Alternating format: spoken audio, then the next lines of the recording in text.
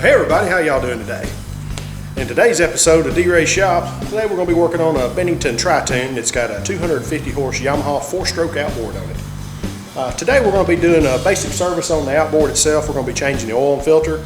We're also going to change the fuel water separator on it. And we're going to also service the lower end oil. I'm going to show you guys how to do all that. It's really easy to do, just a few hand tools, and save yourself a lot of money. So let's get on it.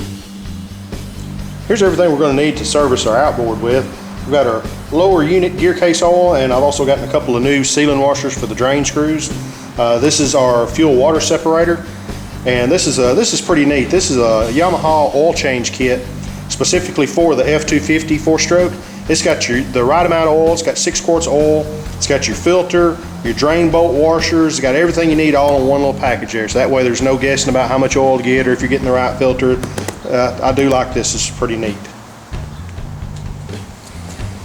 Anytime I'm doing an oil and filter change on a 4-stroke outboard, I like to hook the garden hose up to them and run them for a little bit, get the motor warmed up, so that way we can be sure to get all that dirty oil out of there.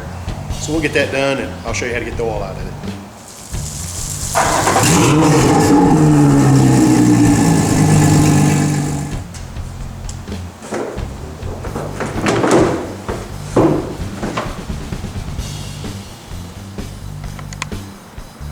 Now our oil drain bolt is going to be on the lower part of the crankcase, which is going to be right about in here. We've got to take this cover off to be able to get to that drain bolt. And there's a couple of screws that holds the cover in place. There's one here, there's one up here, and one down here, and the rest of it just snaps in with grommets. So we'll take all those screws out, pull this cover off.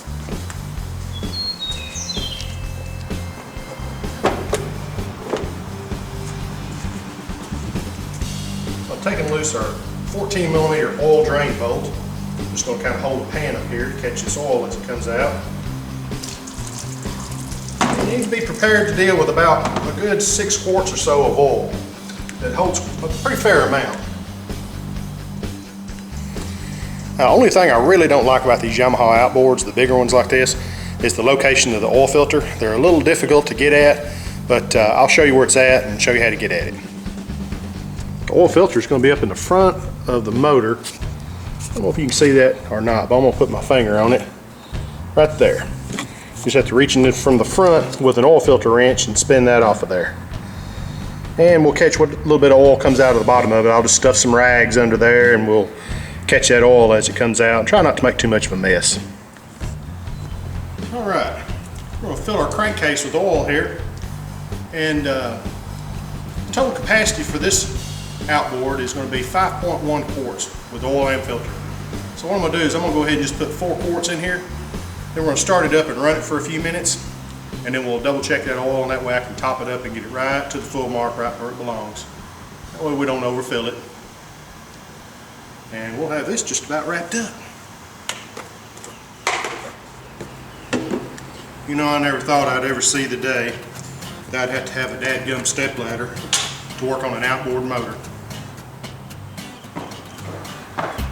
While we had this engine cowling off, I wanted to take a few minutes to show you something else on this Yamaha 4-stroke.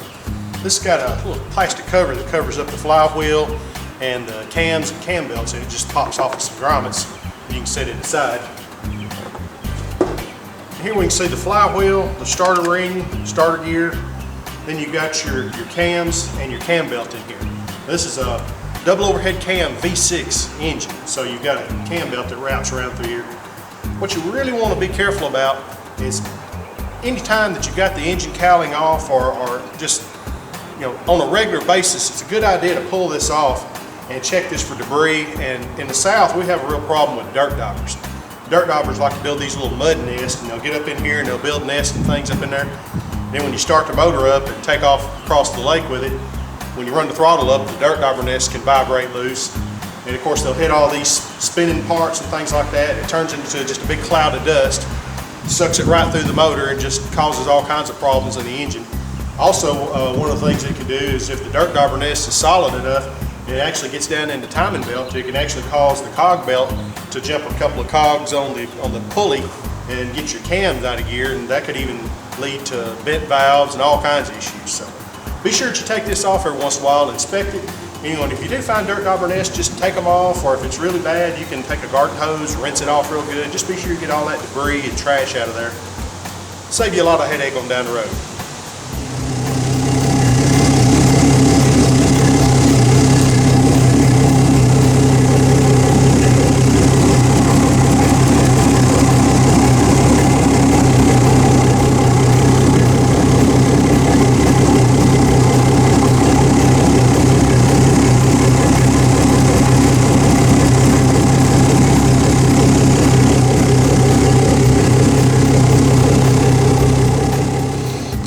I'm getting ready to change out our fuel and water separator, and basically it's just like a big spin-on oil filter.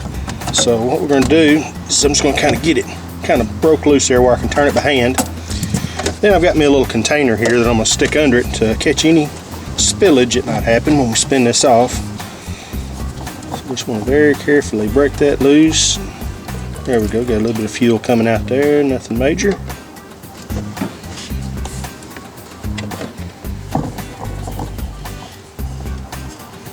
I've got our new filter here, and I've put a little light coating oil on the O-ring, and we simply spin it on.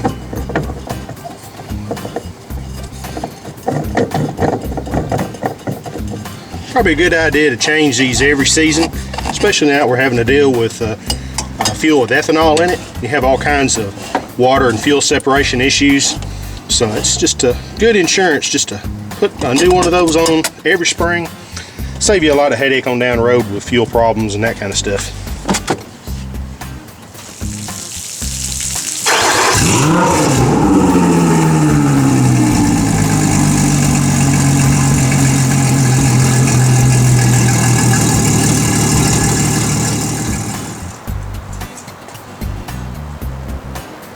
Alrighty, this looks like about 5.5 quarts is what's going to take to get us up to the full mark.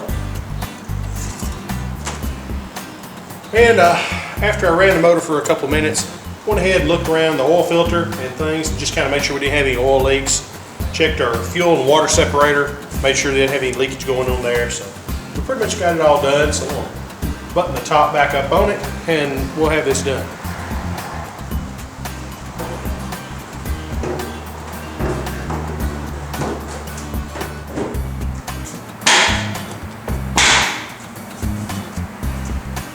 Well, alrighty guys, that's going to complete our service on our Yamaha F250 Outboard. I hope it was helpful information for you, and if so, drop me a comment down here in the comment section below. And as always, appreciate y'all watching. Y'all have a good. Let's go to the lake. Woohoo!